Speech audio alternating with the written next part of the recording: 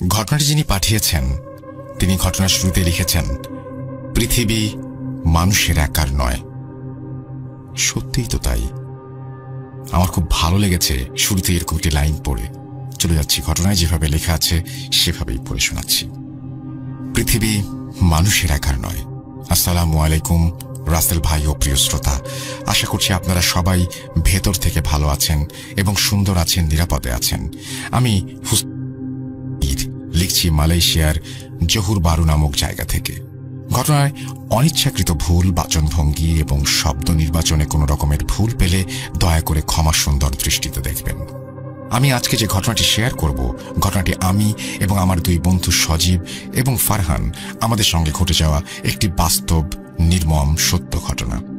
ঘটনাটি ঘটে কুমিল্লা জেলার চান্দিনা উপজেলার কোনো একটি গ্রামে। সঙ্গত কারণেই গ্রামের নামটি প্রকাশ করছি না। কথা না বাড়িয়ে আমি সরাসরি ঘটনায় চলে যাই। ঘটনার সময়কাল 2016 সালের অক্টোবর মাসের 7 তারিখ রাতে। আমি এবং আমার দুই বন্ধু ফারহান এবং সজীব বাংলাদেশের ক্রিকেট ম্যাচ শেষ করে বাসায় ফিরছিলাম। সেদিন বাংলাদেশের ম্যাচ ছিল ইংল্যান্ডের সঙ্গে। সেই ম্যাচে ইংল্যান্ড 21 রানের জয় পায়। মন খারাপ করে 3 বন্ধু বাসায় ফিরছি।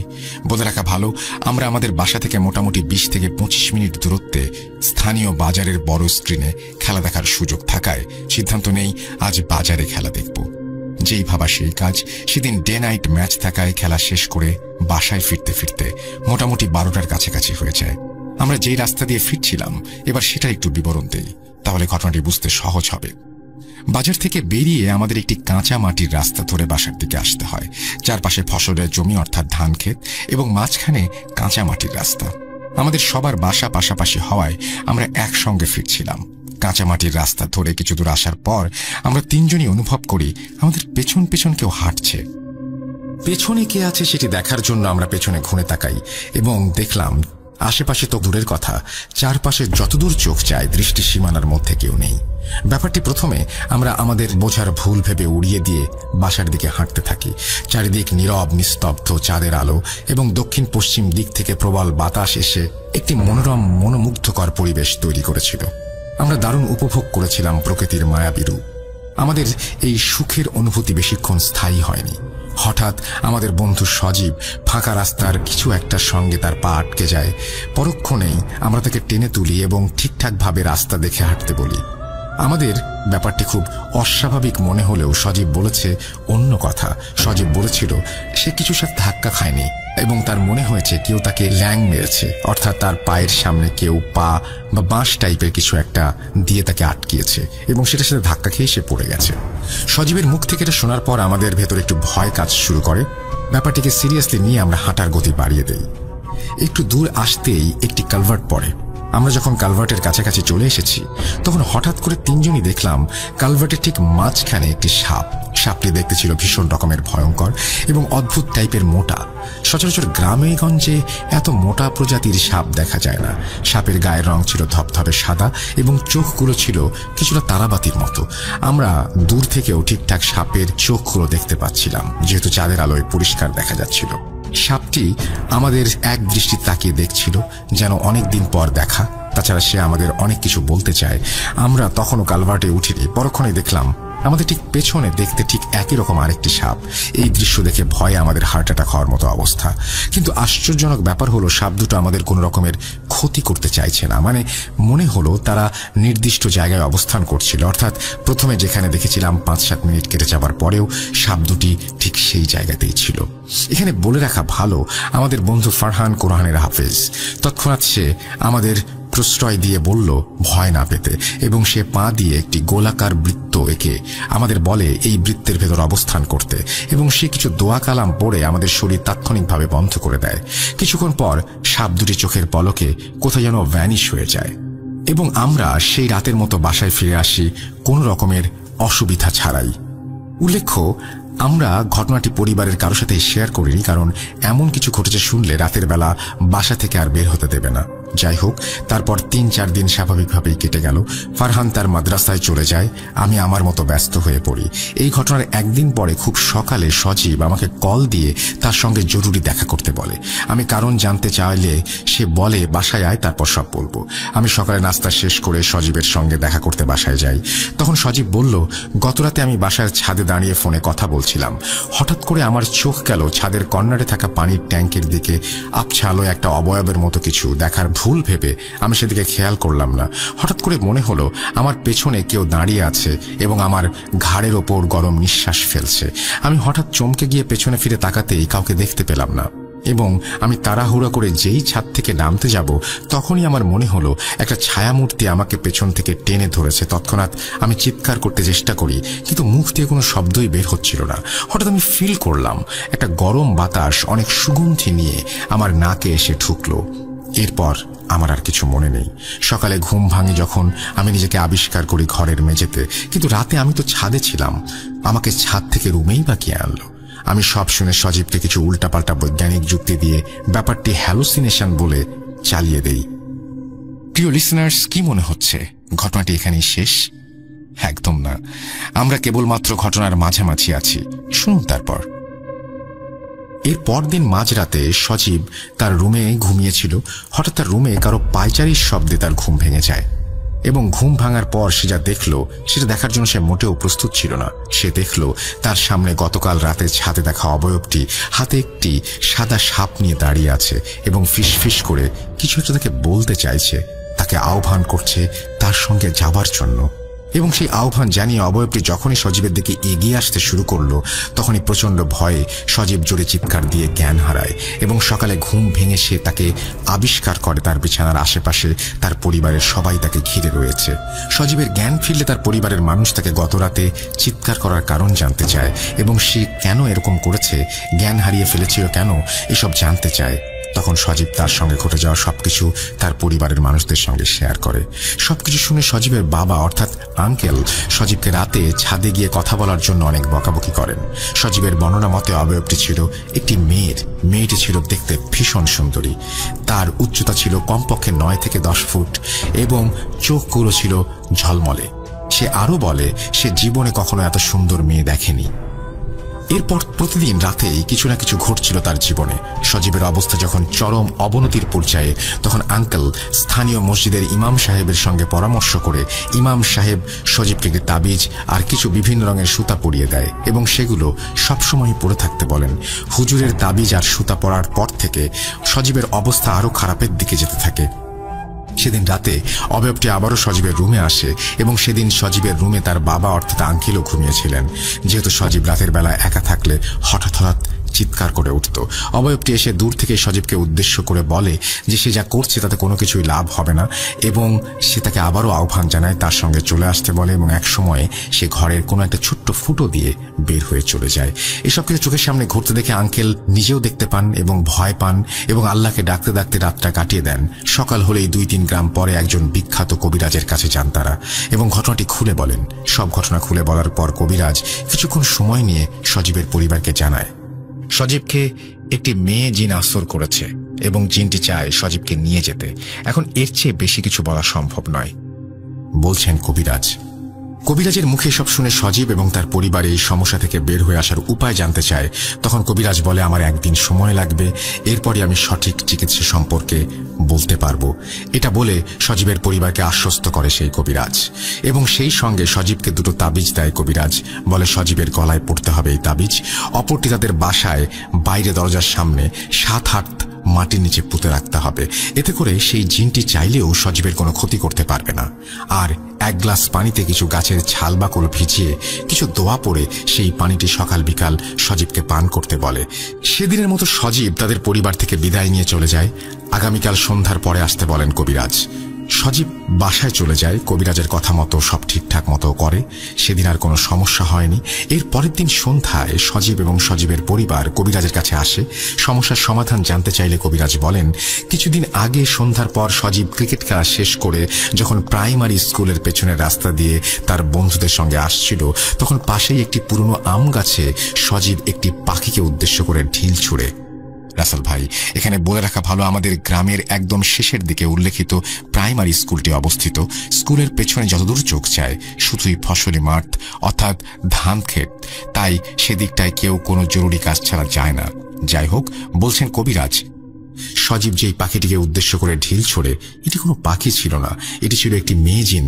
সজীব জিনটিকে পাখি ভেবে ঢিল ছোড়ার কারণে জিনটি ক্ষিপ্ত হয়ে তার ক্ষতি করতে শুরু করে।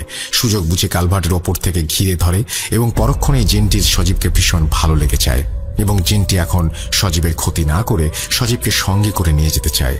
ঘটনাটি যেভাবে এগোচ্ছে তাই বলার সুযোগ পায়নি আমার বন্ধু সজীব ছিল মারাত্মক সুদর্শন একজন যুবক। এটাই ছিল মূলত সজীবের সঙ্গে ঘটে যাওয়া সকল সমস্যার কারণ। এখানে একটা কথা লিসেনারদের মনে করিয়ে দিতে চাই। মনে আছে ঘটনার শুরুতে আমাদের 3 জনের পথ রোধ করে রেখেছিল 3টি সাপ। সাপগুলো মূলত সাপ ছিল না, কবিরাজের ভাষ্য মতে এগুলো ছিল মেয়ে জিন। এবং সেদিন জিন দুটি কেন আমাদের কোনো ক্ষতি করেনি সেটাও কবিরাজের কথায় পরিষ্কার হলো। যেহেতু সেদিন আঙ্কেল এবং সজীবের সঙ্গে আমিও কবিরাজের বাসায় যাই, তাই আমি কবিরাজকে উদ্দেশ্য করে জানতে চাইলাম এইসব কেন সজীবের সঙ্গেই ঘটেছে, কিংবা আমাদের সাথে বা আমার তৃতীয় বন্ধু ফরহানের সাথে কেন কিছু হলো না। সেদিন সজীবের সঙ্গে ঘটনাস্থলে আমরাও তো উপস্থিত ছিলাম। আমার প্রশ্ন শুনে কবিরাজ বললেন, জিনটি টার্গেট করেছে কেবলমাত্র সজীবকে, আমি কিংবা আমার বন্ধু ফরহান না। তাই সমস্যাগুলো শুধু সজীব একাই ফেস করছে। আমরা সেদিন কেবলমাত্র সঙ্গে ছিলাম, তাই আমরাও দেখেছি সাপ দুটিকে। যাই হোক, আবারও ঘটনায় ফিরি। কবিরাজের কাছ থেকে সবকিছু শোনার পর সজীবের পরিবার এই সমস্যা থেকে মুক্তির উপায় জানতে চায়। কবিরাজ বলেন, আগামী শনিবার সন্ধ্যার পরে সজীবের ওপর থেকে জিন ছাড়ানোর প্রক্রিয়া শুরু করবেন।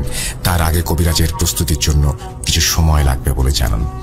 এখন শুধু অপেক্ষা আগামী শনিবার।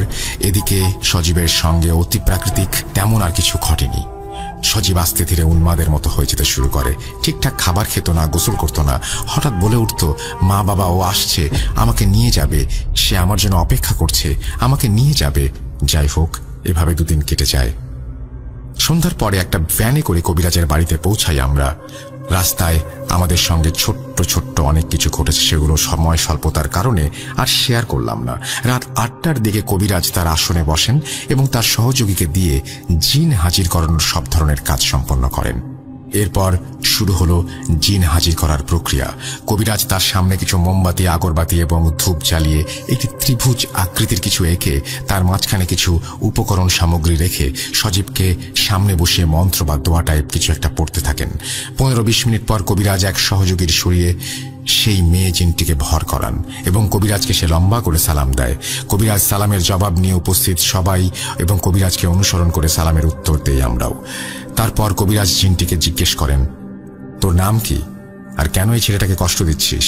জিনটি তখন বলতে শুরু করে কিভাবে সে সজীবের গায়ে ভর করেছে এবং কেন সে সেটিও বলে। তখন কবিরাজ বলে, তুই এক্ষুনি ওকে ছেড়ে চলে যাবি আর কখনো ওর ক্ষতি করবি না। এই কথা শোনার পর জিনটি বলে, এটি অসম্ভব, কারণ সজীবকে সে একাই পছন্দ করেনি, তার বাবা অর্থাৎ জিনটির বাবাও পছন্দ করেছে এবং তার বাবা তাদের বিয়ের সব ধরনের আয়োজন করছে, তাই সে সজীবকে নিয়ে যাবে। এই কথা শুনে কবিরাজ রেগে মেগে ধমকের সুরে বলে, তোর নাম কি, তোর বয়স কত? তখন জিনটি বলে, আমার বয়স 170 বছর এবং তার নাম নাকি সুফিয়া। তখন কবিরাজ বলেন, শোন সুফিয়া, তুই যদি সজীবকে ছেড়ে না যাস তাহলে আমি তোকে এক্ষুনি আমার পালিত জিন আহমদকে দিয়ে কাঁচের বোতলে বন্দি করে নদীতে ফেলে দেব। তুই কোনটি চাস? ভালোই ভালোই চলে যাবি নাকি আমাকে বাধ্য করবি তোকে বন্দি করতে? এখানে বলে রাখি, কবিরাজ কিছু জিন পালন করতেন, তাদের মধ্যে সবচেয়ে শক্তিশালী জিনটির নাম আহমদ। এই জিনটি কবিরাজ তার গুরুর কাছ থেকে উপহার পান। কবিরাজের কাছ থেকে এমন কথা শুনে মেয়ে জিনটি অর্থাৎ সুফিয়া কিছুক্ষণ চুপ করে থাকে। তারপর হঠাৎ করে সে বলে সে সেরে যাবে, তবে কিছু শর্ত আছে, সেগুলো পূরণ করতে হবে। তখন কবিরাজ বলে, কি শর্ত বল? সুফিয়া বলে, সে চলে যাবে, তবে সে মাঝে মধ্যে সজীবের সঙ্গে দেখা করতে আসবে এবং যখন তার ইচ্ছে পূরণ হয়ে যাবে তারপর থেকে সে আর আসবে না, তবে দেখা করতে আসলেও সে সজীবের কোনো ক্ষতি করবে না, এই প্রতিশ্রুতি দেয়। এরপর কবিরাজ তাকে হযরত সুলাইমান আলাইহিস সালামের নামে কসম কাটান। এরপর জিনটি আবার লম্বা সালাম দিয়ে বিদায় নেয়। এরপর 1 মাসের মধ্যে সজীব আস্তে ধীরে সুস্থ হতে থাকে এবং একটা সময় স্বাভাবিক জীবনে ফিরে আসে। তার ভেতর মাঝে মধ্যে সুফিয়া সজীবের সঙ্গে দেখা করতে আসতো। সজীব টের পেত, কিন্তু তার আর কোনো সমস্যা হয়নি। প্রিয় লিসেনার্স, এখানে আপনাদের প্রশ্ন থাকতে পারে, জিনটি এত সহজেই কেন ছেড়ে গেল? মূলত সজীবের পরিবার যে কবিরাজের শরণাপন্ন হয়েছিলেন সেই কবিরাজ তার 1 চোখ বলি দিয়ে কিছু শক্তিশালী জিনকে তার বশে নিয়ে আসেন এবং সেই কবিরাজ উল্টোকরণ জাদুসহ কবিরাজি জগতের অনেক কিছুই করতে পারতেন। উল্টোকরণ জাদু হলো কেউ যদি কাউকে কালো জাদু করে, সেই কবিরাজ কালো জাদুটাকে উল্টিয়ে যে করেছিল তার উপরেই ফেলতে পারতেন। তবে যেটুকু জেনেছি, সেই কবিরাজ কারো ক্ষতি হবে এমন কোনো কাজ করেন না এবং পারিশ্রমিক হিসেবে শুধু নামমাত্র কিছু টাকা নিতেন। যেমন সজীবের কাজটির জন্য 1 কেজি তাজা ইলিশ মাছ, একটা লাল দেশি মুরগি আর হাদিয়া হিসেবে 71 টাকা নিয়েছেন। উনি 5 ওয়াক্ত নামাজ পড়েন এবং পরহেজগার মানুষ। 2019 সালের শেষের দিকে বার্ধক্যজনিত কারণে কবিরাজ স্বাভাবিক মৃত্যুবরণ করেন এবং লোকের মুখে শোনা যায় সেই কবিরাজের কবরের আশেপাশে মাঝে মধ্যে একটা অদ্ভুত সাপ দেখা যায়। অনেকেই ধারণা করে সাপটি হয়তো কবিরাজের পালিত জিন আহমদ। ঘটনাটি এখানেই শেষ। সকল লিসনারদের একটা কথাই বলবো, এই পৃথিবীটা আমাদের একার না, তাই অতিরিক্ত, অতিরঞ্জিত এবং অযাচিত কাজগুলো থেকে নিজেকে বিরত রাখুন এবং প্রিয় মানুষগুলোকে নিয়ে সুন্দরভাবে বাঁচুন। ঘটনাটি কতটা ভয়ঙ্কর আমি জানি না, তবে একটি বাস্তব সত্যি ঘটনা যার সাক্ষী আমি নিজেই। এরপরেও সত্য মিথ্যা বিশ্বাস করা বা না করা আপনার ব্যাপার। দীর্ঘ সময় আপনাদের মাঝে নতুন কোনো ঘটনা নিয়ে আসতে না পারায় মনের ভেতরে কেমন যেন অশান্তি কাজ করছিল। তাই হন্যে হয়ে ঘটনা খুঁজে বেড়াচ্ছিলাম। তেমন কোনো সুবিধা করতে পারছিলাম না, কিন্তু নতুন বছর বলে কথা, আপনাদের জন্য কিছু করব না এটা ভেবে কিছুতেই শান্তি পাচ্ছিলাম না। আর তাই ঘটনা হাতে আসার সাথে সাথে নতুন বছরের শুরুতেই আপনাদের সামনে হাজির হয়ে গেলাম আমি মোহাম্মদ সিফাত আলম। আজকের ঘটনাটি আমি কালেক্ট করেছি আমার এক বন্ধুর পরিচিত এক আপুর কাছ থেকে। এতদিন পর ফিরে এসে ঘটনা কালেক্টের ঘটনা বা ঘটনার ভেতরের ঘটনা বলে শুধু শুধু সময় নষ্ট করব না। আপনাদের মাঝে ফিরে আসতে পেরে অত্যন্ত আনন্দিত। নিয়ে যাচ্ছি সরাসরি ঘটনায়। খালাম্মা, আমি সকালে ছাদে কাপড় শুকাতে গিয়ে চিলেকোঠার ভেতর থেকে কটকট আওয়াজ পাচ্ছিলাম। গত 2 দিন ধরে এমন আওয়াজ পাচ্ছি, সাথে কোনো প্রাণী মরে পচে যাওয়ার দুর্গন্ধও পাচ্ছি। একটু দেখলে ভালো হতো। কেমন যেন ভয় ভয় লাগে ছাদে যেতে। কি যে করি কিছুই বুঝতে পারছি না। এই বাসায় কিছুদিন ধরে যা কিছু হচ্ছে, এর সব কিছুতেই কেমন যেন ভয় কাজ করে। বাড়ির কাজের মেয়ে নার্গিসের কথা শুনে আয়েশা বেগম বলেন, আরে এসব কিছু না নার্গিস, চিলেকোঠার রুমের দরজা তো একেবারে স্থায়ীভাবে বন্ধ করা। ওই তালার চাবিও আমার কাছে নেই। হয়তো কোনো বিড়াল ভেতর থেকে ইঁদুর ধরে এনে খাচ্ছিল, সেটাই পচে হয়তো গন্ধ বের হয়েছে। ওই রুমের ভেতরে কে আছে আমার জানা নেই। তোর খালু মারা যাবার আগে এই বাসা কিনে দিয়ে যান আমাদেরকে, তখন থেকে এখানে থাকা শুরু। আমি তো এমন কিছু লক্ষ্য করিনি, তোর মনের ভুলও হতে পারে। আর পুরো গ্রামে আমাদের বাড়িটাই শুধু পাকা বাড়ি। এসব নিয়ে বাইরে কথা বললে লোকে হাসাহাসি করতে পারে। অযথা এসব নিয়ে মাথা ঘামাস না। আর বাসার ভেতরে যা হচ্ছে তা বাসার ভেতরেই থাকুক, বাইরের মানুষের কাছে সব বলিস না, এটা ভালো দেখায় না। তখন যদি মিসেস আয়েশা বেগম তার বাড়ির কাজের মেয়ে নার্গিসের কথা শুনতেন, তাহলে হয়তো আজ তাদের পরিবারের ভাগ্যটা অন্যরকমই হতে পারত। কিন্তু এখন এসব বলে আসলেই কোনো লাভ হবে না, কারণ যা হবার সেটা হয়েই গেছে। এটাকে বদলানো বা ভুলে যাওয়া কোনোভাবেই আর সম্ভব নয়। মানুষের জীবন যে কতটা অনিশ্চিত তা আসলে মানুষ নিজেও চান না। আকাশে ভেসে বেড়ানো পাখির পালকের ঠিকানা যেমন অনিশ্চিত, তেমনি মানুষের জীবনটাও অনিশ্চিত। কখন দমকা হাওয়ায় জীবন কোন দিকে মোড় নেবে তা আমার বা আপনার কারোরই জানা নেই। আমি সুমাইয়া, ছদ্মনাম। এই ঘটনাটি আমি শুনি আমার শ্রদ্ধেয় দাদি করিমুন্নেসা বেগমের কাছ থেকে। ঘটনাটি আমাদের দেশেরই কোনো এক প্রত্যন্ত অঞ্চলের ঘটনা। আমার দাদির ভাষাতেই আমি ঘটনাটি শেয়ার করছি। দাদির কাছে যিনি ঘটনাটি শেয়ার করেছেন তার নাম নার্গিস। সেই নার্গিস যিনি এই ঘটনার একটি চরিত্র আর যিনি সম্পূর্ণ ঘটনা নিজে প্রত্যক্ষ করেছেন। দাদি নার্গিসের ভাষাতেই ঘটনাটি শেয়ার করেছেন, আমিও ঠিক সেভাবেই বলছি। আমি নার্গিস। আমার জন্ম খুবই গরিব পরিবারে। আমার পরিবারে আমার ছোট 2টি বোন, বাবা আর আমার মা থাকতেন। আমার বাবা 2 বার বুকে ব্যথা ওঠায় একসময় পঙ্গু হয়ে যান। ডাক্তাররা এগুলোকে কি বলে আমি জানি না। আমার কোনো পুঁথিগত বিদ্যা শিক্ষা নেই, তাই এসব বলাও আমার পক্ষে সম্ভব নয়। আমার ছোট বোন 2টিকে লেখাপড়া করানোর অনেক ইচ্ছা ছিল। বাবা যেহেতু আমাকে লেখাপড়া করাতে পারেননি, তাই আমার মা আর আমি মানুষের বাড়িতে বাড়িতে কাজ করতাম সামান্য কিছু টাকার জন্য। আমার মা বাড়ি বাড়ি গিয়ে কাজ শেষ করে বাসায় ফিরে আসতেন। আমার বয়স তখন 16 বা 17 বছর হবে। আমি একটি বাসায় কাজ করতাম। কাজের বিনিময়ে মোটামুটি ভালোই টাকা পেতাম, আর থাকা খাওয়ার ব্যবস্থা সেখানেই ছিল। আমি যে বাড়িতে কাজ করতাম সেই বাড়ির খালাম্মা আয়েশা বেগম অনেক ভালো মানুষ ছিলেন। ওনারা অনেক ধনীও ছিলেন বটে। ওনাদের পরিবার ছিল তখনকার আমলের এক জমিদার পরিবার। ওনারা যে গ্রামে থাকতেন সেই গ্রামে তখন শুধুমাত্র তাদেরই একতলা পাকা বাড়ি ছিল। খালাম্মার ভাষ্যমতে খালু মারা যাবার কয়েক মাস আগে তিনি এই বাড়িটি কিনেছিলেন। এই বাড়িটি কারা তৈরি করেছিলেন সে বিষয়ে আমার তেমন কিছু জানা নেই। আমার মা খালাম্মার সাথে কথা বলেন আমার কাজ, বেতন এসব নিয়ে। আগেই বলেছি খালাম্মা খুবই ভালো মানুষ ছিলেন। আমারও ওনাকে খুব ভালো লাগতো, তাই আমার মা আমাকে এখানে রেখে চলে যান। আজও খালাম্মার কথা মনে হলে চোখে পানি চলে আসে। আমাকে খুবই আদর করতেন তিনি। তার নিজেরও আমার বয়সে একটি মেয়ে ছিল। ওনাকে আমি আপা বলেই ডাকতাম। আপার নাম ছিল মাইশা। খালাম্মার আরও একজন সন্তান ছিলেন। উনি খালাম্মার বড় সন্তান। ওনার নাম নয়ন। নয়ন ভাই সাহেবও অনেক ভালো মানুষ ছিলেন। এক কথায় ওনারা প্রত্যেকেই ছিলেন সকলের প্রতি সদয় ও অনেক সহনশীল। আমার মা এখানে আমাকে রেখে যাবার পর থেকে আমি মন দিয়ে কাজ করতে শুরু করি। ঘর কন্যার কাজ, টুকটাক কাপড় ধোয়া, এসবের বাইরে বেশ কিছু আমাকে করতে দিতেন না খালাম্মা। এভাবেই হাসতে হাসতেই আমার জীবনের কয়েকটি বছর পেরিয়ে যায়। ঘটনায় প্রবেশ করার আগে বাড়িটার ব্যাপারে জানানোটা অত্যন্ত জরুরি। আমাদের অর্থাৎ খালাম্মাদের বাড়িটা ছিল একতলা বাড়ি। বাড়ির ওপরে মোটামুটি আকারের একটি চিরকোঠা রুম। বাড়িতে রুম ছিল 4টা।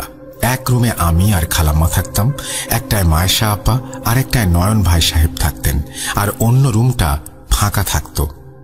সেজন্য খালাম্মা নামাজ পড়ার রুম বানিয়েছিলেন সেটাকে। খালাম্মা ছিলেন অনেক পরহেজগার। নামাজের ওয়াক্ত হবার সাথে সাথে মায়েশা আপা আর আমাকে নিয়েই তিনি নামাজ আদায় করতেন। নয়ন ভাই সাহেবও তেমন। তিনি নিজে রুমে নামাজ পড়তেন। অনেক সুন্দর ছিল খালাম্মার পরিবার। কোনো কিছুর অভাব নেই, কোনো অশান্তি নেই। ছোট একটি হাস্যোজ্জ্বল পরিবার বলতে যা বোঝায় তাই আর কি। আস্তে আস্তে সময় তার আপন গতিতে চলে যেতে থাকে। এই ছোট হাস্যোজ্জ্বল পরিবারটিও কেমন যেন বদলে যায় হঠাৎ করেই। কেমন যেন হঠাৎ করেই সকল আনন্দ মাটি হয়ে যেতে শুরু করে। কিছু সমস্যা দেখা দিতে শুরু করে নয়ন ভাই সাহেবের সাথে। নয়ন ভাই সাহেব মাঝে মাঝে সন্ধেবেলা তার বন্ধুদের সাথে বের হয়ে শহরের একটি বড় মসজিদে যেতেন। মাসে 1 বা 2 বার তিনি সেখানে গিয়ে সেই রাতটা থেকে আসতেন। নয়ন ভাই সাহেব ছিলেন খুবই পরিষ্কার পরিচ্ছন্ন একজন মানুষ।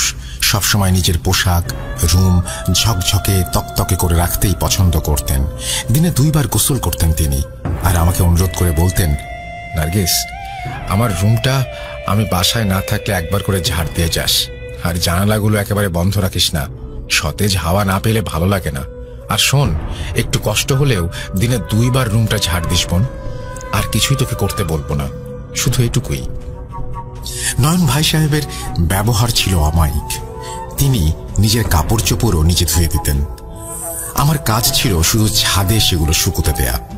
নয়ন ভাই সাহেবের ব্যাপারে এসব বলার কারণ এখনই জানাবো। ওনার কর্মকাণ্ড নিয়ে কারোরই কোনো সন্দেহ থাকার কথা না। আমার খালাম্মাদের বাসায় করা শেষ কোরবানি ঈদের 7-8 দিন আগে নয়ন ভাই সাহেব শহরের মসজিদে চলে যান বন্ধুদের সাথে। 2 দিন তিনি বাড়ি ফেরেননি। এটা নিয়ে কারো কোনো সন্দেহ ছিল না, কেননা এর আগেও নয়ন ভাই সাহেব 2 বা 3 দিন পর বাড়ি ফিরেছেন, এমন নজির রয়েছে। কিন্তু এবারে বাড়ি ফিরে এলে ওনাকে কেমন যেন অন্য মনস্ক দেখা যায়। উনি হঠাৎ করেই কেমন যেন বদলে গেছেন। আগের মতো রুম থেকে বের হন না। আমি এই বাসায় কাজ করা শুরু করার সময় থেকে দেখছি এখানে সকালেই বাসায় সকলে সবসময় একসাথে টেবিলে বসেই খাবার খেতেন। এবারে নয়ন ভাই সাহেব বাড়ি ফেরার পর থেকে একসাথে খেতেও আসেন না তেমন। আমি রুম ঝাড় দিতে গেলে আমাকে বলেন তিনি নিজেই ঝাড় দেবেন। দরজা বন্ধ করে রাখেন প্রায় সব সময়। আমি কিছু না বলে চলে আসি। একদিন দুপুরে খাবারের সময় খালাম্মা নয়ন ভাই সাহেবের রুমে গিয়ে ওনাকে জোর করে খাবারের টেবিলে ডেকে আনেন। নয়ন ভাই সাহেব কিছুটা বিরক্তি নিয়ে এসে খেতে বসেন। খেতে খেতে খালাম্মা লক্ষ্য করেন ওনার হাতে একটি খুব সুন্দর ঘড়ি। খালাম্মা ওনাকে ঘড়ির ব্যাপারে জিজ্ঞাসা করলে উনি বলেন, আমার এক বন্ধুর বাবা কুয়েত থেকে বাড়ি ফেরার সময় কিছু দামি ঘড়ি নিয়ে এসেছেন। এবারে যে মসজিদে গেলাম সেখান থেকে তাদের বাসায় গিয়েছিলাম। প্রায় 7-8টার মতো ঘড়ি ছিল। এই ঘড়িটি আমার খুব পছন্দ হয়। আমি আমার হাতে মানাচ্ছে কিনা দেখার জন্য হাতে পরে ফেলি ঘড়িটা। বন্ধুর বাবা ব্যাপারটি লক্ষ্য করেন আর আমার কাছে এসে বলেন এই ঘড়িটি নাকি অনেক দামি। ওনার কথা শুনে আমার মনে হয় উনি হয়তো আমার হাতে ঘড়িটি দেখে ভালোভাবে নেননি। আমি ওনাকে ঘড়িটি খুলে দিয়ে দিই। উনি ঘড়িগুলো নিয়ে অন্য রুমে চলে যান। প্রায় 1 ঘন্টা পর ফিরে এসে হাসি মুখে আমার হাতে ঘড়িটি পরিয়ে দিয়ে বলেন আমার হাতে নাকি ঘড়িটি খুব মানাচ্ছে, তাই তিনি আমাকে ঘড়িটি উপহার হিসেবে দিতে চান। আমি অনেক মানা করলেও উনি কিছুতেই রাজি হননি ঘড়িটি ফেরত নিতে, তাই ঘড়িটি নিতে বাধ্য হলাম। নয়ন ভাই সাহেবের কথা শুনে খালাম্মা কিছুটা নাখোশ হন, কিন্তু তবুও তিনি ব্যাপারটা মেনে নেন। নয়ন ভাই সাহেব যেদিন বাসায় ফিরে আসেন সেদিন থেকে একটা আজব ঘটনা ঘটতে শুরু করে। শুরুতে আমরা ভেবেছিলাম হয়তো আমাদের মনের ভুল, কিন্তু পরে আর মনের ভুল ভাবতে পারিনি। ঘটনাটি কিছুটা অদ্ভুত ছিল। প্রায় প্রতিদিনই আমি আর খালাম্মা যে রুমে থাকতাম সেই রুমের জানালায় অনেক রাতে 2 বার ঠক ঠক আওয়াজ হতো। খালাম্মা ভেবেছিলেন হয়তো কেউ শয়তানি করে টোকা দিয়ে চলে যায়, কিন্তু জানালা খোলা রেখে ঘুমালেও সেই ঠক ঠক আওয়াজ শুনে আমরা ঘুম থেকে উঠে দেখতাম জানালা ভেতর থেকে লাগানো। খালাম্মাদের বাড়ির সামনে ছিল অনেক বড় একটি বাগান। জানালা খুলে সেই বাগানের দিকে তাকালে মাঝে মাঝে 4 জোড়া সবুজ চোখ বাগানের ভেতরে জ্বলতে দেখা যেত। খালাম্মা ভাবতেন এগুলো হয়তো বিড়ালের চোখ। একদিন বিড়াল ভেবে সেগুলোকে দেখার জন্য আমি আর খালাম্মা বের হই বাগানে যাবার উদ্দেশ্যে। বাগানে গিয়ে দেখি সেখানে আর কিছুই নেই। যখন আমরা এসব দেখে ঘরে ফেরার জন্য ঘরের দিকে তাকাই তখন যা দেখি তা দেখে আমাদের নিজেদের চোখকে আমরা নিজেরা বিশ্বাস করতে পারছিলাম না।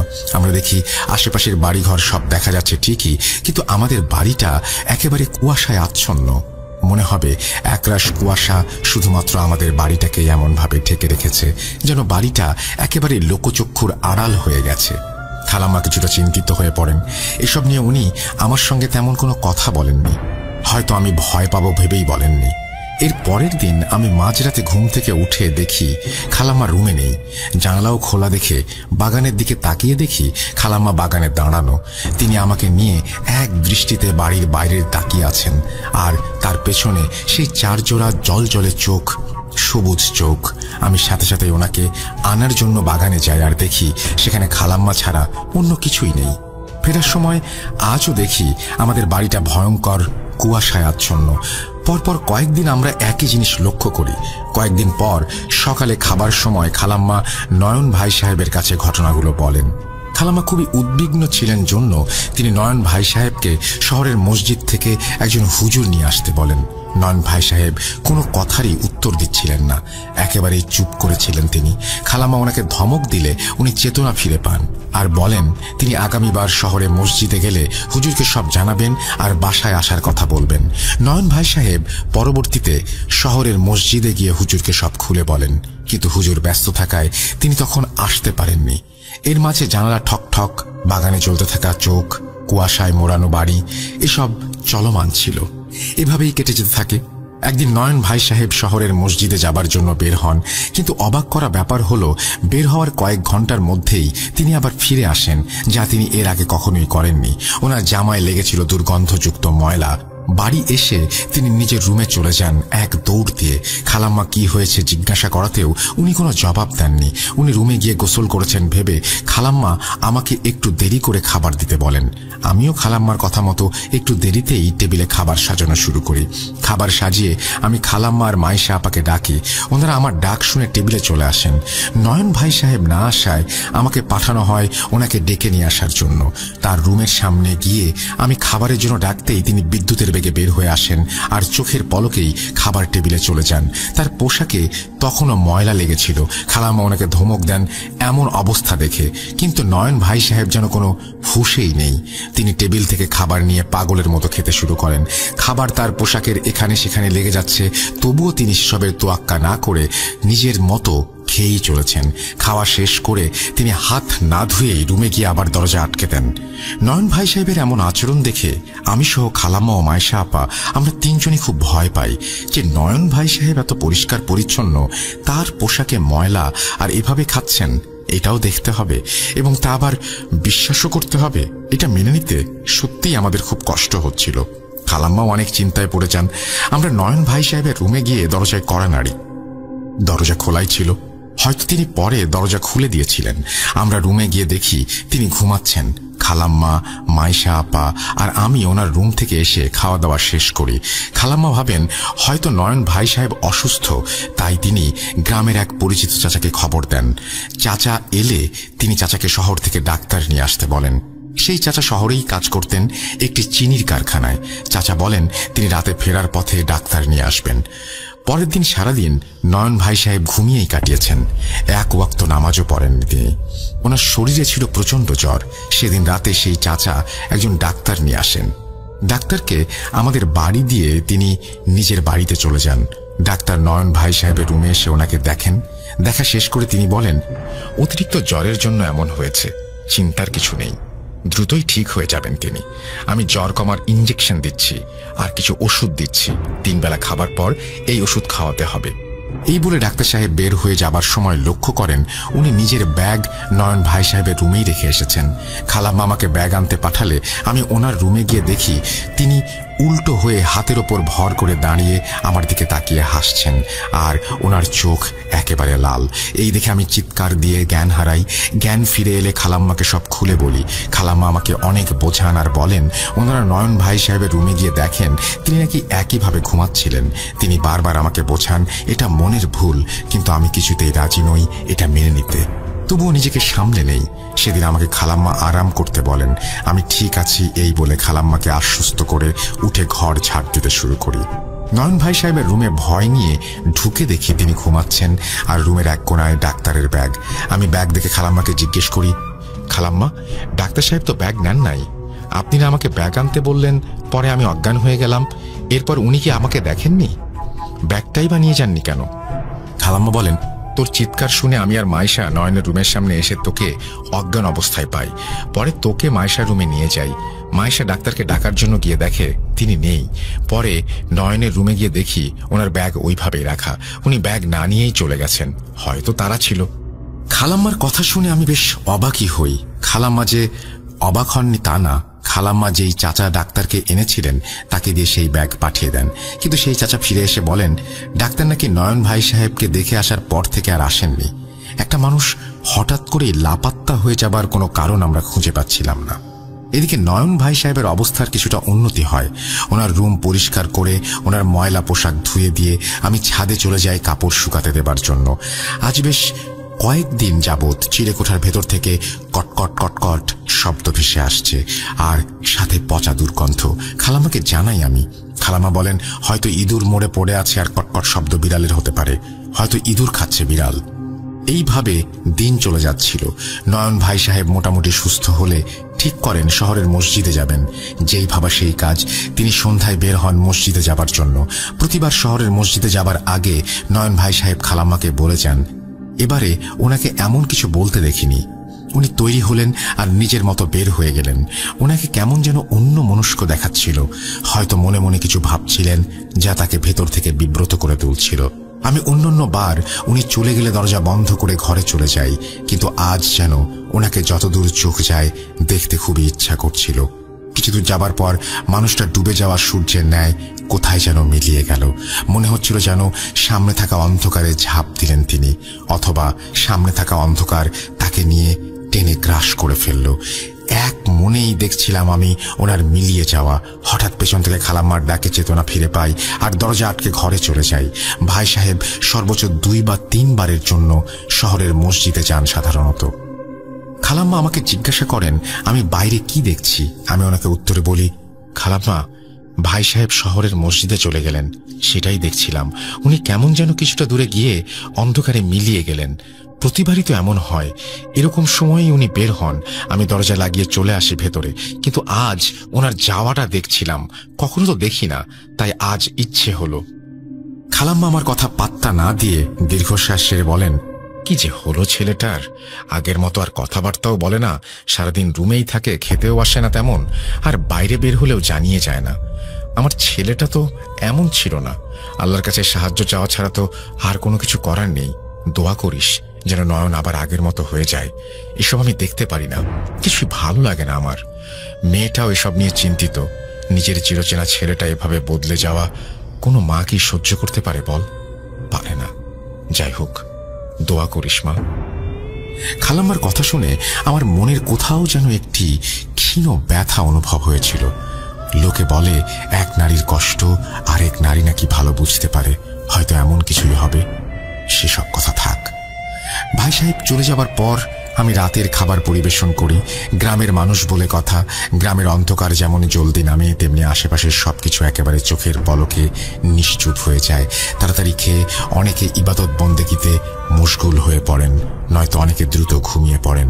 খাওয়া দাওয়া শেষ করে খালাম্মা আমাকে বলেন তিনি কিছুক্ষণ ঘুমাবেন। ঘুম থেকে উঠে আমাকে আর মাইশা আপাকে নিয়ে তাহাজ্জুদ পড়বেন। আমি যেন ওনাকে ডেকে দেই।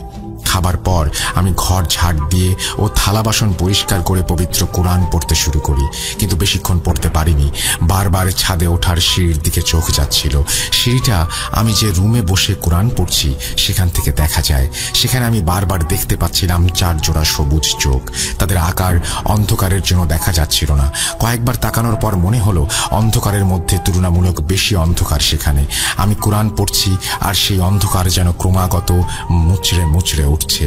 আমি ভয় পাচ্ছি, কিন্তু তবুও কোরআন তেলাওয়াত বন্ধ করছি না। আস্তে আস্তে চোখগুলো আমার দিকে এগিয়ে আসছে। আমি সাথে সাথে আয়াতুল কুরসি পড়ে মুখে উচ্চারণ করে পড়া শুরু করি, আর এক নিমেষেই যেন 4 জোড়া চোখ আমার সামনে থেকে এক দৌড় দিয়ে সিঁড়ি বেয়ে উপরে উঠে যায়। আমি কোরআন তেলাওয়াত বন্ধ করে খালাম্মাকে ডাকি। খালাম্মা আমাকে মনের ভুল ভেবে ভয় পেতে নিষেধ করেন। খালাম্মা উঠে ওযু করতে আসেন। আমি মায়েশা আপাকে ডেকে আনলে আমরা 3 জন একসাথে তাহাজ্জুদ পড়া শুরু করি। সেটাও বেশিক্ষণ হলো না। জানালায় আগের মতো আবার টোকা দিচ্ছে কেউ। জানালা খুলে দেখেই সেই 4 জোড়া চোখ বাইরে বাগানে দেখা যাচ্ছে। খালাম্মা ভয়ে জানালা বন্ধ করে দেন। আমরা একসাথে জায়নামাজের ওপর বসে মহান আল্লাহকে স্মরণ করছিলাম। কিছুক্ষণ পর সব স্বাভাবিক হয়ে যায়। হঠাৎ করে দরজায় আওয়াজ পাই। ভয়ে দরজার সামনে গিয়ে দোয়া দুরুদ পড়ে দরজা খুলে দেখি একজন হুজুর দাঁড়িয়ে আছেন। আমি খালাম্মাকে দেখতে বলি। খালাম্মা এসে উনিকে জিজ্ঞাসা করায় হুজুর বলেন, আমি শহরের মসজিদ থেকে আসছি। নয়ন ভাই এ বাড়ির ঠিকানা দিয়েছিলেন আমাকে। বলেছিলেন কয়েকদিন যাবত নাকি কি সমস্যা হচ্ছে। আর হ্যাঁ, আর একটা কথা, নয়ন ভাই সাহেব অনেক দিন যাবত মসজিদে আসেন না। সমস্যার কথা শুনে আপনাদের বাসায় আসার কথা ছিল আমার। ব্যস্ততার জন্য এতদিন আসা হয়ে ওঠেনি। আর নয়ন ভাইও যেহেতু কোনো খোঁজ খবর নেই, তাই আমিই চলে এলাম ওনার খোঁজ খবর নিতে আর সমস্যাগুলো বোঝার জন্য। খালাম্মা প্রচন্ড আতঙ্কিত হয়ে পড়েন। উনি হুজুরকে জিজ্ঞাসা করেন, আরে নয়ন তো আজই সন্ধ্যায় মসজিদে গেল, আপনি দেখেননি ওকে? অনেক আগেই তো ওর পৌঁছে যাবার কথা, কোথায় গেল? এই কথা বলে খালাম্মা কাঁদতে শুরু করেন। ওনার কান্না দেখে মাইশা আপাও ভয়ে নিজের কান্না আর চেপে রাখতে পারেননি। হুজুর আর আমি মিলে খালাম্মা আর মাইশা আপাকে শান্ত করার চেষ্টা করি। ওনারা কিছুটা শান্ত হলে হুজুর বলেন, আপনারা এই বাড়ি থেকে একটু বাইরে যান, আশেপাশের লোকজন নিয়ে নয়ন ভাইকে খুঁজুন। আমি ততক্ষণে ঘরে কোনো সমস্যা আছে কিনা দেখছি। চিন্তা করবেন না, আমি আল্লাহর খাস বান্দা, আপনাদের কোনো ক্ষতি করব না। আমার বোঝার জন্য বাড়িটা খালি হওয়া জরুরি। আমাকে বিশ্বাস করতে অসুবিধা হলে বাইরে কয়েকজনকে রেখে যান। খালাম্মা হুজুরের কথা বিশ্বাস করলেন, তবুও পাশের বাড়ির কয়েকজন চাচাকে বাড়ি দেখার কথা বলেন আর নয়ন ভাই সাহেবের খোঁজ করার জন্য গ্রামবাসীকে অনুরোধ করেন। গ্রামবাসী মধ্যরাতে মশাল জ্বালিয়ে নয়ন ভাই সাহেবের খোঁজে বের হন। এদিক সেদিক খোঁজা হয়, অনেক খোঁজা হয়, প্রায় পুরো গ্রাম ও মসজিদে যাবার সেই রাস্তাও খোঁজা হয়, কিন্তু পাওয়া গেল না ওনাকে। গ্রামবাসীর জন্য অপেক্ষা করতে করতে খালাম্মা অস্থির হয়েছিলেন। এর মধ্যে একজন সাইকেলে করে এসে খালাম্মাকে জানায় নয়ন ভাই সাহেবের কোনো খোঁজ পাওয়া যায়নি। খালাম্মা কাঁদতে থাকেন।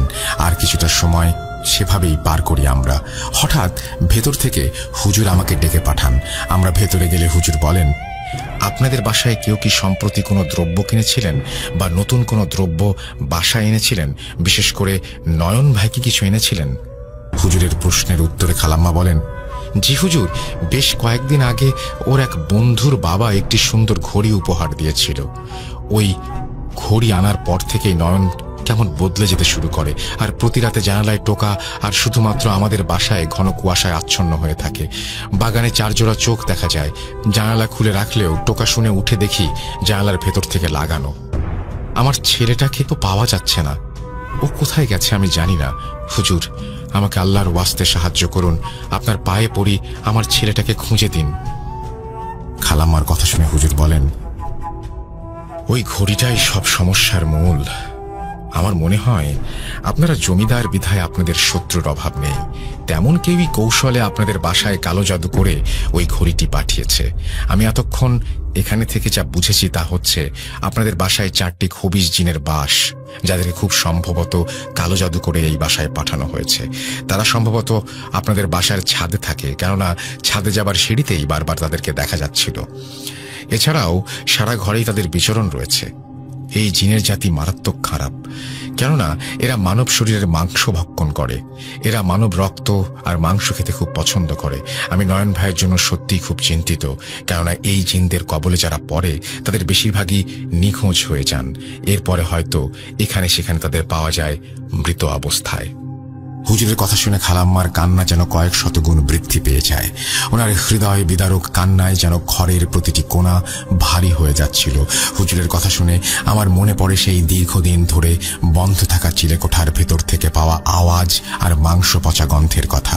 আমি সাথে সাথে এসব কথা হুজুরকে জানাই। হুজুর বলেন, চিলেকোঠার ভেতরে গিয়ে দেখা উচিত, সেখানে কিছু পাওয়া গেলেও যেতে পারে, কেননা দীর্ঘদিন বন্ধ থাকায় সেই স্থান অবশ্যই খুব অপবিত্র। আর অপবিত্র স্থান যেমন ময়লা ফেলার স্থান বা ভাগাড়, এসব স্থানে খবিশ জিনের বসবাস। এরা খুবই অপবিত্র এবং নিকৃষ্টতম জাতির জিন। এদের মধ্যে কোনো দয়া মায়ার ছিটে ফোটাও নেই। আমাকে দয়া করে চিলেকোঠা দেখিয়ে দিন। খালাম্মা আর মায়েশা আপা হুজুরকে নিয়ে সেই চিলেকোঠার সামনে যায়। ভেতর থেকে কেমন যেন খটখট খটখট হাড় চাবানোর আওয়াজ আসছে। জঙ্গলি জানোয়ার বা শিকারী পশুর মতো গড়গড় শব্দ আসছে ভেতর থেকে। চিলেকোঠার তালার চাবি খালাম্মার কাছে ছিল না, কিন্তু চিলেকোঠার কাঠের দরজা অনেক পুরনো, তাই হুজুর সজোরে ধাক্কাতে শুরু করেন সেই দরজা। পুরনো হলেও দরজাটি ছিল খুবই মজবুত। প্রায় 20 মিনিটের মতো চেষ্টা করে হুজুর দরজাটি ভাঙতে সক্ষম হন। দরজা খুলে গেলে আমি দৌড়ে গিয়ে নিচে টর্চ লাইট নিয়ে আসি। টর্চ এনে চিলেকোঠার ঘরে প্রবেশ করে আমরা যা দেখি তা স্বপ্নেও কোনোদিন দেখতে চাইব না। চিলেকোঠার ঘরের ভেতর 2টি মৃতদেহ পড়ে আছে। একটি হচ্ছে সেই ডাক্তার সাহেবের, যে নয়ন ভাই সাহেবের চিকিৎসার জন্য এসেছিলেন। তার পায়ে পরনে জুতা দেখে আমরা তাকে চিনতে পারি, কেননা তার শরীর দেখে তখন তাকে আর চেনা যায় না। শরীরের কোথাও এক বিন্দু মাংস অবশিষ্ট ছিল না, একেবারে সম্পূর্ণ কঙ্কালটাই পড়ে আছে। আর অন্য লাশটি নয়ন ভাই সাহেবের। ওনার 2টি পা সম্পূর্ণ খাওয়া, দেখে মনে হচ্ছে কেউ খুবলে পা থেকে মাংস ছাড়িয়ে খেয়েছে। তার হাতে পড়া সেই সর্বনাশের ঘড়ি, তার পা থেকে কোমর পর্যন্ত কোনো মাংসই নেই, শুধু আছে রক্তের লাল দাগ। টর্চটা একটু সামনে ধরে আলো মারতে দেখা যায় লোমশ পশুর মতো একটা জানোয়ার, যার হাতে মাংস। আলো পড়ায় তার চোখ সবুজ হয়ে ওঠে। সে পাগলের মতো হাতে থাকা মাংস চিবিয়ে খাচ্ছে। তার মুখে থাকা লোম রক্তে ভিজে আছে, আর মুখ থেকে রক্তে ভেজা লালা ক্রমাগত সেখান থেকে রক্তের ফোঁটা মাটিতে গড়িয়ে পড়ছে। নিজের ছেলের অবস্থা দেখে, এই দৃশ্য দেখে খালাম্মা সেখানে অজ্ঞান হয়ে পড়েন। আর সেই জানোয়ারটার সাথে সাথে খালাম্মার উপরে ঝাঁপিয়ে পড়ে। হুজুর দোয়া পড়েও কোনো কিছু করতে পারলেন না। সেই জানোয়ার খালাম্মার গলায় তার সাঁড়াশির মতো হাতের নখ ঢুকিয়ে গলা থেকে মাংস আলাদা করে খেতে শুরু করে। সেই জানোয়ারের মাংস খাওয়ার শব্দ যেন প্রচন্ড জোরে আঘাত করছিল। এই দৃশ্য যে কতটা ভয়ঙ্কর তা নিজের চোখে না দেখলে কেউ বুঝতে পারবে না। পাগলের মতো খালাম্মার দেহের অংশ ক্রমাগত সে টেনে ছিঁড়ে মুখে পড়ে নিজের বহু বছরের ক্ষুধা নিবারণ করছে। হুজুর আমাদেরকে দ্রুত সেখান থেকে প্রস্থান করতে বলেন। আমরা সেখান থেকে নামার সময় আমি হোঁচট খেয়ে নিচে পড়ে যাই। আমার হাঁটুর নিচে ভেঙে যায়। তারপর দাঁড়ানোর কোনো শক্তি ছিল না।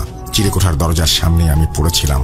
হুজুর তার সাথে থাকা ঝুলি থেকে সাদা কোনো কিছুর গুঁড়ো বের করে আশপাশে একটা বৃত্তর মতো করে বললেন, ফজরের আজান পর্যন্ত আমি যেন এই বৃত্তর থেকে বের না হই। পায়ের প্রচন্ড যন্ত্রণায় এমনিতেই আমার সরে আসার কোনো শক্তি ছিল না। দ্রুত বের হয়ে আসার সময় চিলেকোঠার রুমের ভেতরে টর্চ লাইটটা পড়ে যায়, আর আমি সচক্ষেই সেই খবিশের বিভৎস চেহারা দেখতে থাকি। আমি বারবার চিন্তা করছিলাম, আমি কেন অজ্ঞান হচ্ছি না, কেন জ্ঞান হারাচ্ছি না। পুরোটা সময় আমি দেখলাম সেই খবিশ খালাম্মার শরীর থেকে বারবার মাংস ছিঁড়ে পাগলের মতো খাচ্ছে। এই দৃশ্য দেখাটা কতটা নিজের জন্য ক্ষতিকারক তা দেখে কেবল যে দেখে সেই বোঝে। পুরোটা সময় আমার ওপর দিয়ে কি অমানবিক অত্যাচার হয়েছে তা বুঝিয়ে বলতে পারবো না। আমাকে শারীরিকভাবে কোনো আঘাত করতে পারেনি, কিন্তু শরীরের আঘাতই তো সবকিছু নয়। মানসিক আঘাত শরীরের আঘাতের থেকেও বেশি গুরুতর হয়। সারাটা রাত ফজরের আজান পর্যন্ত আমি সেখানেই পড়েছিলাম, আর এই দৃশ্য দেখে ভেতর থেকে একটু একটু করে ভেঙে যাচ্ছিলাম। যেই খালাম্মা আমাকে কখনোই নিজের মায়ের অভাব বুঝতে দেননি, তাকে নিজের চোখের সামনে এভাবে কঙ্কালে পরিণত হতে দেখার থেকে বেশি কষ্টকর আর কি বা হতে পারে। সকাল হয়ে গেলে বাইরে পাহারারত অবস্থায় থাকা দুই চাচা এসে আমাকে উদ্ধার করেন। মাইশা আপা ও হুজুর কোথায় আমি তখনও কিছু জানি না। আমার তখন জ্ঞান থাকলেও তা যায় যায় অবস্থা। আমাকে শহরে নেওয়া হয় চিকিৎসার জন্য। ডাক্তার আমার পায়ের চিকিৎসা শুরু করেন। আমি জ্ঞান হারাই। আমার জ্ঞান ফিরে এলে পাহারারত অবস্থায় থাকা একজন চাচাকে আমরা রুমে দেখতে পাই। বাকি ঘটনা ওনার কাছ থেকে শোনা। ওনার কাছে জানতে চাইলে উনি বলতে শুরু করেন। ফজরের আজানের পর আমরা ভেতরে প্রবেশ করতে সক্ষম হই। এর আগে অনেক চেষ্টা করেও কোনোভাবেই দরজা খুলতে পারিনি। অনেক চেষ্টা করেছিলাম রেমা, ভেতর থেকে কোনো আওয়াজ পাচ্ছিলাম না তেমন। দরজা জানালা সব বন্ধ ছিল। সকালে ভেতরে গিয়ে দেখি মায়েশা মেঝেতে পড়ে আছে। সে জানায়, রাতে যখন নিচে আসার সময় তোর পা ভেঙে তুই পড়ে গেলি।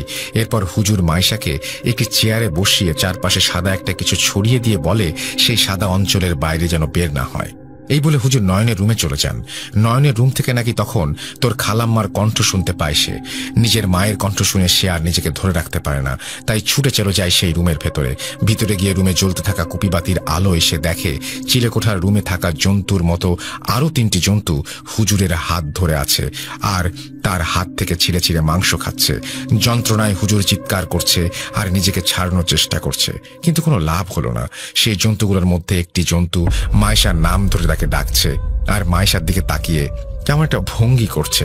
হুজুরের চিৎকার আর সেই বিভৎস জন্তুর ডাক এইসব মায়েশা নিতে পারেনি, তাই সে দৌড়ে এসে হুজুরকে বলা সুরক্ষিত স্থানে আসার জন্য পা বাড়ানোর সাথে সাথেই মায়েশার নাম ধরে ডাক থাকা খবিশ তাকে ধরে ফেলে। তাকে ধরে পায়ে কামড় বসিয়ে দেয়। মুহূর্তের মধ্যেই তার পায়ের পাতা বিচ্ছিন্ন হয়ে যায়। যন্ত্রণার চিৎকার করতে থাকে সে, কিন্তু কোনো লাভ হয়নি। জন্তুটা মায়েশার হাতের কবজি আর পায়ের পাতা খাওয়ার কিছুক্ষণের মধ্যেই ফজরের আজান শুরু হয়। সাথে সাথে সেই জন্তু 3টি চিৎকার করতে করতে অদৃশ্য হয়ে যায়। মায়েশাকে যখন আমরা দেখতে পাই তখন সে বেঁচে ছিল। হাসপাতালে নিতে নিতে আমাদেরকে সেসব বলেছিল। এখানে আনার পর চিকিৎসক তাকে ব্যান্ডেজ করে আর তাকে 5 ব্যাগ রক্ত দেয়া হয়। এখানে সুচিকিৎসার সমস্যা থাকায় তাকে শহরে পাঠানো হয়। এখন কেমন আছে জানি না। চাচার কথা শুনে আমি এবারে গলা ছেড়ে কাঁদতে শুরু করি। ওনারা নাকি হুজুরের অর্ধ খাওয়া মৃতদেহ উদ্ধার করেন। মুহূর্তের মধ্যেই একটি হাস্যজ্জ্বল পরিবার শেষ হয়ে যায় খবিসের থাবায়।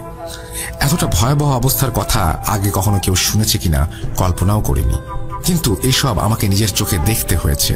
হসপিটাল থেকে ফিরে মায়েশা আপার খবর নিয়েছিলাম। মায়েশা আপা বেঁচে তো ছিলেন, কিন্তু বেঁচে থেকেও তিনি মৃত। কথা বলার শক্তি হারিয়েছেন তিনি। এক হাত এক পা ছিল না ওনার। খবর পেয়েছি কিছুদিন আগে তিনিও নাকি মারা গেছেন। মারা যাবার আগে তিনি পাগল হয়ে গিয়েছিলেন শুনেছি। নিজের হাতের আঙুল নিজেই চিবিয়ে খেয়েছেন তিনি মারা যাবার আগের দিন। আমরা মুসলিমরাই বলি বা অন্য ধর্মের মানুষের কথাই বলি, সকলেই যার যার ঈশ্বরের নাম নিয়ে বলেন আল্লাহ যা করেন ভালোর জন্যই করেন। এই কথাটা যে কতটা সত্য তা আমি ভালোভাবেই বুঝি। সেদিন আমার পা যদি না ভাঙত তাহলে হয়তো আমি আজ এই ঘটনার জন্য বেঁচে নাও থাকতে পারতাম। ভাঙা পা নিয়ে কোথাও যেতে পারিনি জন্য সেই জন্তুটা আমাকে ছুঁতে পারেনি। না ছুঁয়েও সে নিজের হিংস্রতা দেখিয়ে আমাকে ভেতর থেকে বারবার জখম করেছে। আমার খালাম্মা অনেক একজন ভালো মানুষ ছিলেন। ওনাকে হারালাম, বোনের মতো মায়েশা আপাকে হারালাম, আর ভাইয়ের মতো নয়ন ভাই সাহেবকে হারালাম। আমার জীবন আর বেশি বাকি নেই। এই জীবনে কালো জাদু, জিন এসব নিয়ে অনেক কাহিনী শুনেছি। সত্য না মিথ্যা তা ভাবার সাহস হয়নি, কেননা আমি যা দেখেছি তার কাছে সেসব ঘটনা কিছুই মনে হয়নি আমার। কালো জাদু কিছু মানুষ হিংসার বশবর্তী হয়ে হয়তো করে ফেলেন, কিন্তু যাদের ওপর করেন তারা কতটা যন্ত্রণা পায় তাকে সেই হিংসুকেরা বোঝেন। হুজুরের হাত ছিঁড়ে খাবার সময় তো তিনি জীবিত ছিলেন। চিন্তা করতে পারেন মৃত্যুর আগে কতটা যন্ত্রণা তিনি পেয়েছেন। আমাদেরকে বাঁচাতে এসে নিজের জীবন হারালেন, তাও কতটা বিভৎসভাবে। আমি যখনই নামাজে বসি সেই ব্যক্তির ব্যাপারে একটাই কথা বলি, যার জন্য একটি পরিবার মুহূর্তের মধ্যে শেষ হয়ে গেল, আর তা হলো আল্লাহ এদেরকে এর থেকেও বেশি যন্ত্রণাদায়ক মৃত্যু দিন। কতটা চাপা কষ্ট থেকে এই দোয়া করি আমি জানি। এই বলে নার্গিস তার ঘটনাটি শেষ করেন। কালো জাদু কতটা মারাত্মক হতে পারে, হিংসা কতটা ধ্বংস ডেকে আনতে পারে তার প্রমাণ এই ঘটনাটি। জীবনে কঠিন সময় আসবে, এটাই নিয়ম। এই দুনিয়া আমাদের পরীক্ষা কেন্দ্র। তাই যত বাধা বিপত্তি আসুক না কেন, পরিচিত মানুষজন যতটাই উন্নতির শিখরে পৌঁছে যাক না কেন, হিংসার বশবর্তী হয়ে দয়া করে এই কালো জাদুর মাধ্যমে তাদের ক্ষতি করার কথা কেউ চিন্তাও করবেন না। জীবনের মূল্য অনেক বেশি। আমার ঘটনাটি কষ্ট করে এতটা সময় নিয়ে পড়ার জন্য কৃতজ্ঞতা জানাচ্ছি। আর ঘটনা যেটা শুনলেন তাদেরকে মনের ভেতর থেকে অসংখ্য ধন্যবাদ এবং ভালোবাসা জানাতে ভুলবেন না। কেমন লাগলো ঘটনাটি? আশা রাখছি এই মাসেই নতুন আরেকটি ঘটনা উপহার দেব। দোয়া করবেন যেন সক্ষম হই। আজ এ পর্যন্তই। তো আমি আজকে যে ঘটনাটি শেয়ার করব সেটা আমার আব্বুর সাথে ঘটে গেছে। তো ঘটনাতে যাওয়ার আগে আমি আমার নাম পরিচয় পত্র দিই। আমার নাম মোহাম্মদ হৃদয় আহমেদ ইয়ামিন। আমি নরসিংদী থেকে বলছি।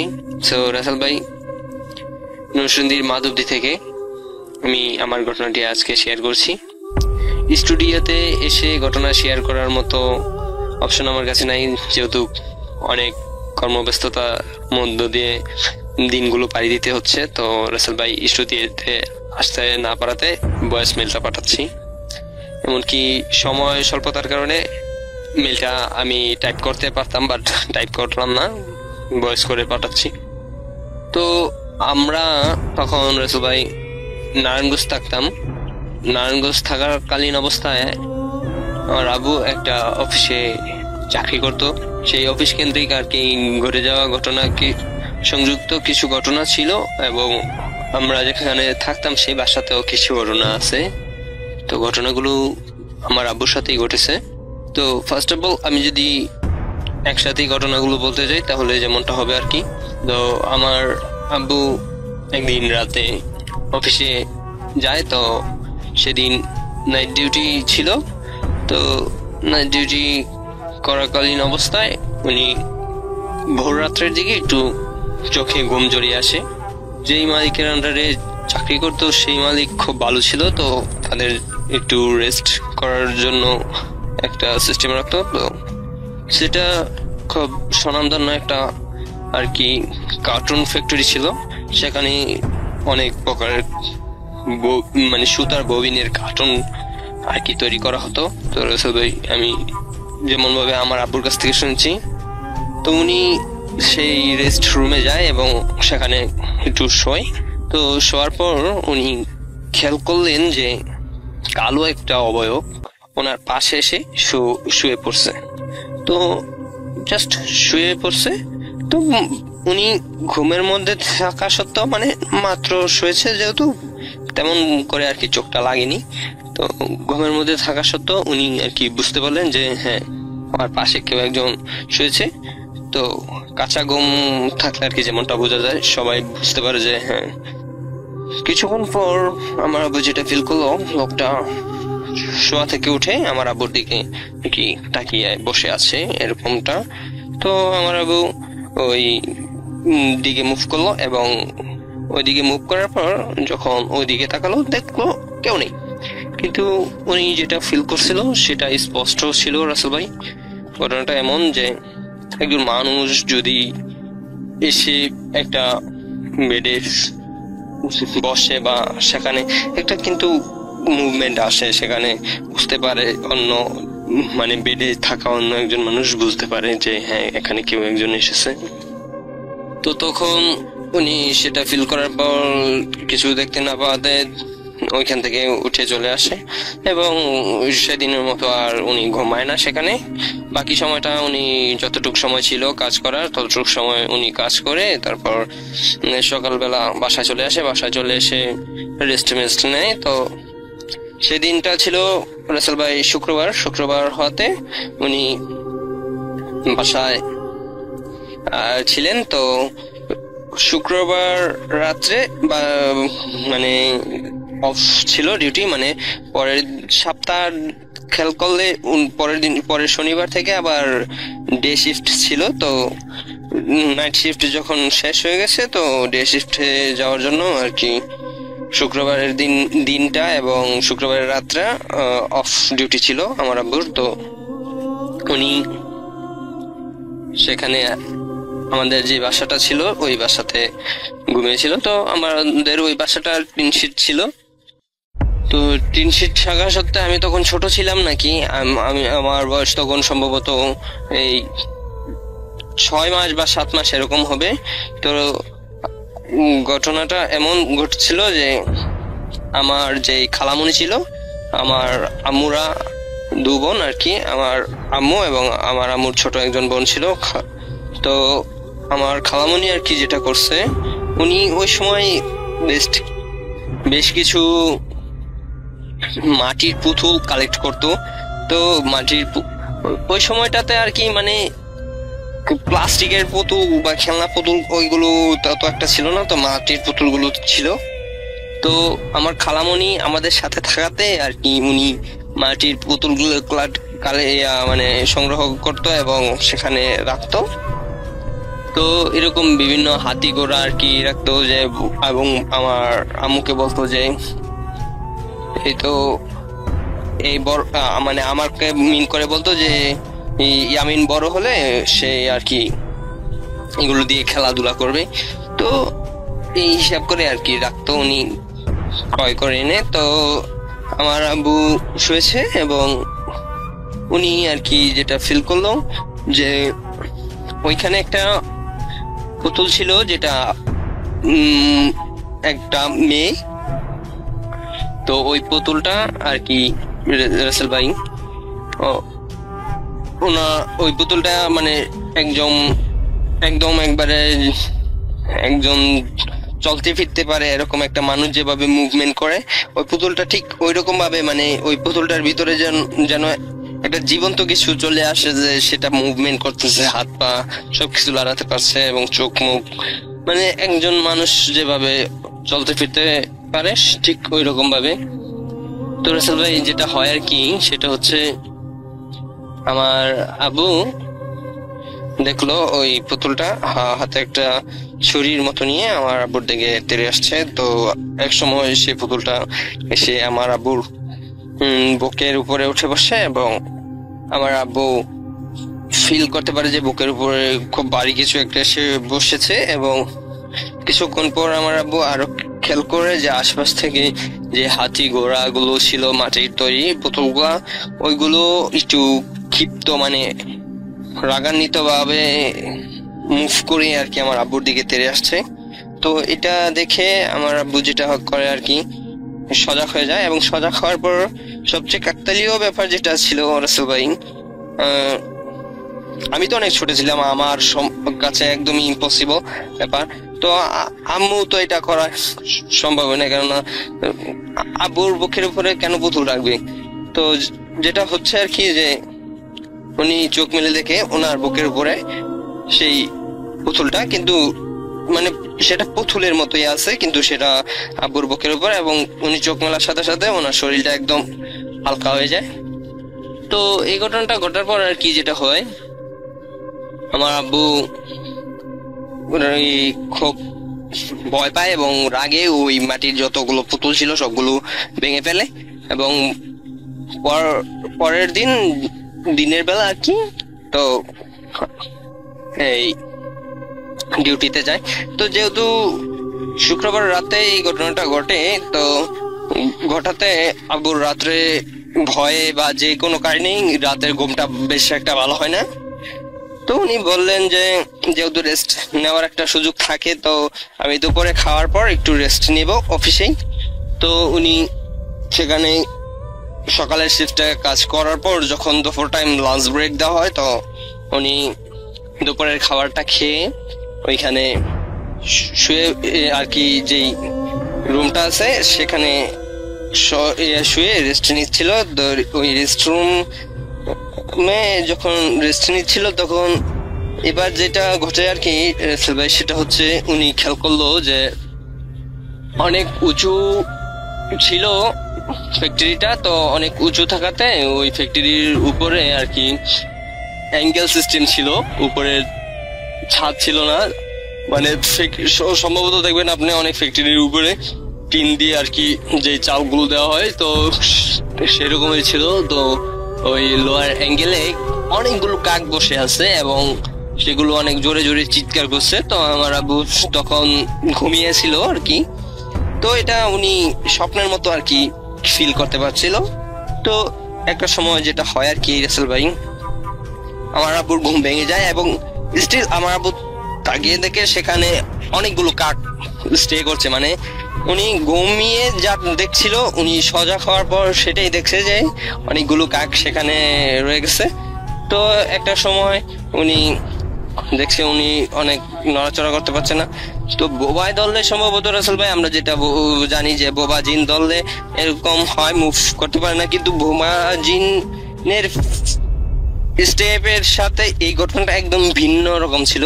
যে উনি হাত পা বা শরীরের কোনো বডি পার্ট লাড়াতে পারছিল না বা মুভ করতে পারছিল না, কিন্তু উনি যেটা ঘুমিয়ে দেখছিল সজাগ হওয়ার পর, মানে চোখ মেলার পর, সেটা সরাসরি বাস্তবিক ভাবে দেখছে। তো একটা সময় উনি ওনার ঠোঁট লড়াতে পারে হালকা হালকা করে এবং উনি আস্তে আস্তে কিছু ছুরা পড়তে থাকে। তো যখনই একটা করে ছুরার আয়াত বা ছুরা পরে শেষ করছিল, তখন নাকি একটা একটা করে কাক উড়ে উড়ে চলে যাচ্ছিল। তো একটা সময় ওই কাকগুলো সবগুলো উড়ে চলে যায় এবং আমার আব্বু ফ্রি হয়।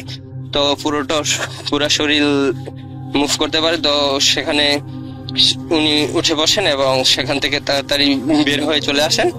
তো এই ঘটনাটা ঘটার পর একদিন, মানে এই ঘটনাটা ঘটার পর আর কোনো ঘটনা আমার আব্বুর সাথে তেমন ভাবে ঘটেনি।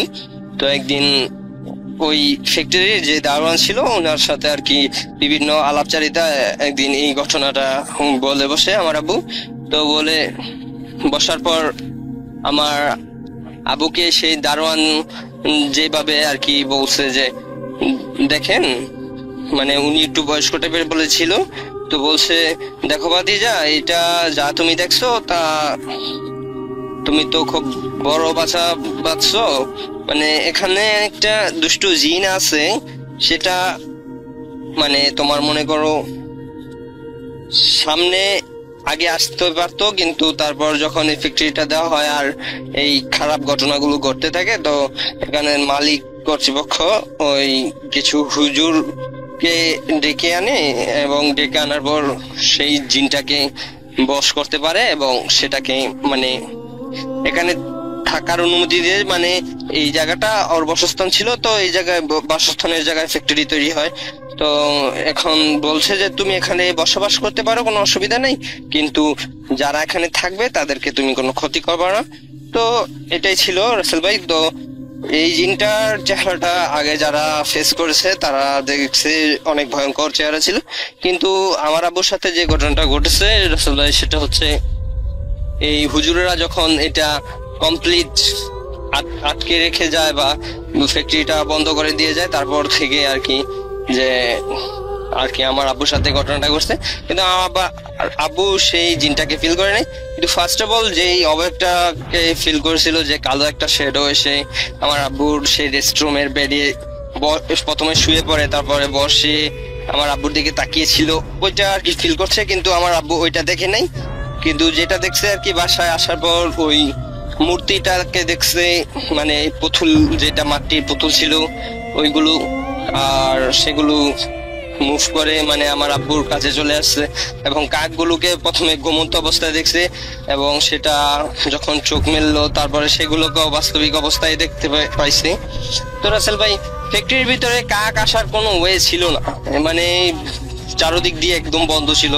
তো পাখি আসাটা একবার ইম্পসিবল ছিল, আর কাক তো মনে করেন রাসেল ভাই বিশেষ করে ফ্যাক্টরির ভিতরে আসাটা সম্ভবই ছিল না। তো এই ছিল আমার ঘটনা। যদি ঘটনাটি ভালো লাগে অবশ্যই প্রচার করবেন রাসেল ভাই। আর যদি ঘটনা বলার সময় একটু নার্ভাস ফিল করছিলাম রাসেল ভাই, এই জন্য আমি আমার অন্তরস্থল থেকে দুঃখিত জানাচ্ছি যে মাইক্রোফোনের সামনে ঘটনা বলার সময় অনেকটা ফ্রাস্ট্রেটেড হয়ে গেছি। তো আশা করি ঘটনাটা যদি ভালো লাগে অবশ্যই প্লে করবেন এবং সবার সাথে শেয়ার করার অনুমতি দিলাম রাসেল ভাই। আর যেটা হয়েছে, আমার কাছে আরো অনেক ঘটনা আছে, আমি সেই ঘটনাগুলো পাঠাবো। এবং রাসেল ভাই, আমি বুথেশন থেকে এই পর্যন্ত আপনার সাথে কোনোটা একটা এপিসোডও মিস দেই নেই।